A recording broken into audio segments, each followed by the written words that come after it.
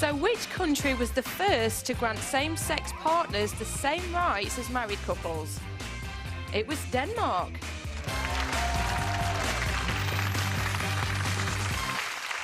Yeah, in 1989, Denmark became the first country to institute legislation granting registered same-sex partners the same rights as married couples. But church weddings are not allowed. But first, should gay couples be allowed to have a traditional marriage ceremony in church?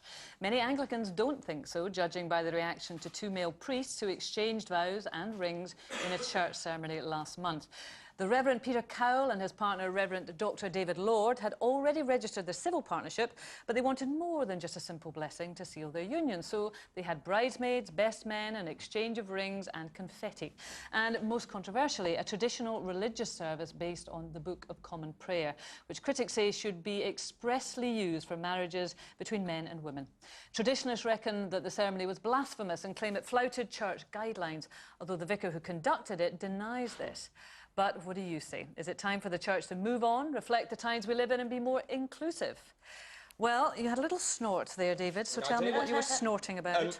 I snorted because I have never read so many pages in the Sunday papers. I read 2 papers and there were pages and pages about it. I think it's very simple, actually. I think there's the legality side of it and then there's also the religious side. Yeah. So civil partnerships are a great thing. I'm really pleased they came in. Brighton and Hove, where I'm standing, has the highest rate of civil partnership ceremonies. So many people go to Brighton and go through that ceremony.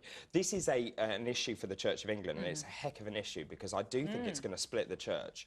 Well, it has already, really, hasn't it? Totally, but also, I mean, the worldwide Anglican Church, I think, and particularly the African churches will see this in a very dim light. And I think what the church has to do is, as the congregation numbers are falling, really has to re-look at what it's offering and how religion should remain current to the modern day, and what it has to do is to reflect modern day life, but also include people. And I do believe that's a very interesting point that you make, though, isn't it? In that, can you really talk about the worldwide church? Because clearly the culture and history in Africa is so different from the way that we are here in terms of their attitudes to, well, to homosexuality, to various things. So to try and marry a church that is the Church of England and what's happening in Africa seems folly, doesn't it? It's never I would work. agree with that. I've also argued with a lot of my very religious friends that taking quotes from the Bible, the greatest gift God gave was love. Therefore, celebrating love and therefore a union, as we were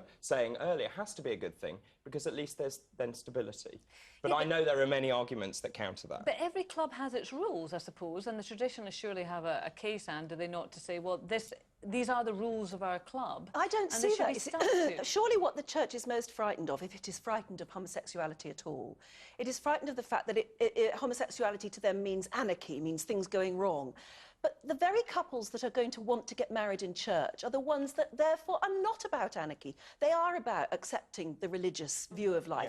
Yes. It matters to them. And the sheer fact that it matters to them enough to want to get married in church surely means that they're the ones that should be part of the church. They're clearly a very devout couple, aren't they? Yeah, and there are lots of them. And I mean, I'm going to my first gay wedding this summer. I'm really looking forward to it.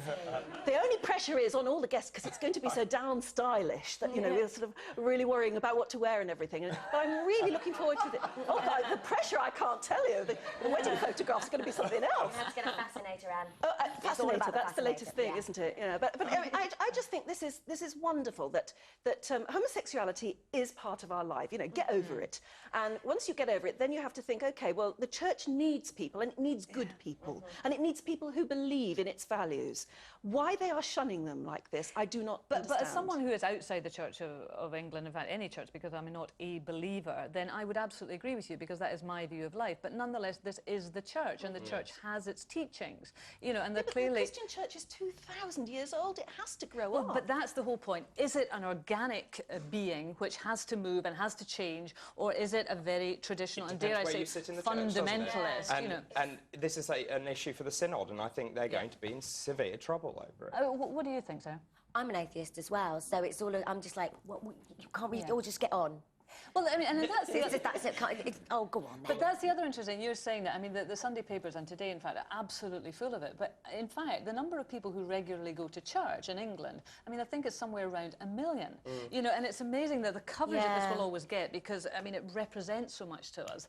But how many people's lives does it actually affect? It is this club of the Church of England that's getting It does seem a bit archaic. I do think that the church sometimes, when this happens, just seems a little bit, you know, but do you think stuck in a perhaps, different century. David, that they're, to a certain extent, I mean, churches are in decline, we know that. They don't know whether to, I was going to use a rude word there, but I won't. They don't know whether to annoy their traditional followers by, you know, being progressive, or to potentially annoy any future followers they might have by appearing to be prejudicial, and therefore they are between a rock and a hard place. And I also was very shocked. I read some of the most unchristian comments from members of the Church of England about this, and I find that extremely difficult to square, because the whole point is that you're meant to embrace each other, and you know that is the fundamental teaching. So I think that's absolutely right, and it will depend where you sit on this. I mean, obviously the bishop, was he a bishop who married them? He obviously feels this sits within the church's doctrine. But, so, I mean, but he's obviously a progressive. But see, that's the thing also. I mean, he's kind of splitting hairs, because he's saying, no, technically it was a blessing. I mean, I don't know all the ins and outs, but he's saying technically it was a blessing. The critics are saying, well, no, they use this, this and this and this, which makes it more or less a marriage ceremony.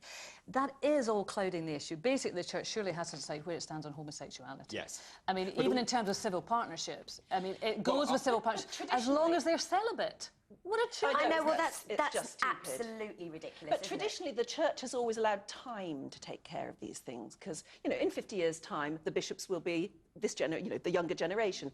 But the fact is that it doesn't seem to recognise the fact that it's dying. If it doesn't embrace young people now, younger views now, there will be nobody around in 50 years' time. Look at what's been going on behind closed doors in the churches around the world. It's about time the church came clean about its own issues as well. Well, absolutely, and we're talking about this particular issue of homosexual couples. They are about to confront again the whole thing about female bishops. That's coming up, and still there's great... It's like a big old hamster wheel, isn't it? Yeah, absolutely. There's great divides within the church, as far as that is concerned. You know, and that's one that most people nowadays would say, oh, come on, you know, that they would prevent that. Anyway, loads and loads of calls on this, as we knew there would be. Amy? We've got completely mixed views, actually, but our first call is Lizzie on line 1.